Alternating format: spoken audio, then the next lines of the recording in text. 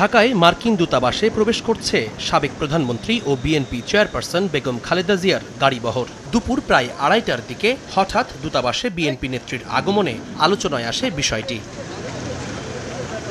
যুক্তরাষ্ট্রের ভিসার জন্য দীর্ঘ সময় পর দূতাবাসে গেলেন বেগম খালেদা জিয়া। ভিসা প্রক্রিয়ার অংশ হিসেবে দিলেন বায়োমেট্রিক ডেটা। প্রায় ৪০ মিনিট সেখানে অবস্থান করেন বিএনপি চেয়ারপারসন। এ সময় তার সঙ্গে সৌজন্য সাক্ষাৎ করেন ঢাকায় নিযুক্ত যুক্তরাষ্ট্রের ভারপ্রাপ্ত রাষ্ট্রদূত মেগান বোল্ডিন। বিকেল ৩টার পর বিএনপি নেত্রীর গাড়িবহর বারিধারা থেকে গুলশানের বাসভবনের দিকে যায়।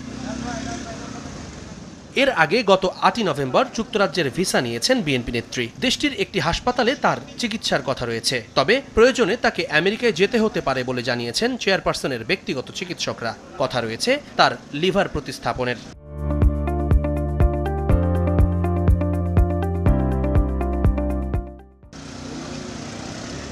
সাবেক এই প্রধানমন্ত্রী দীর্ঘদিন ধরে আর্থ্রাইটিস, ডায়াবেটিস, উচ্চ রক্তচাপ, কিডনি ও লিভার সিরোসিস সহ নানা শারীরিক জটিলতায় ভুগছেন।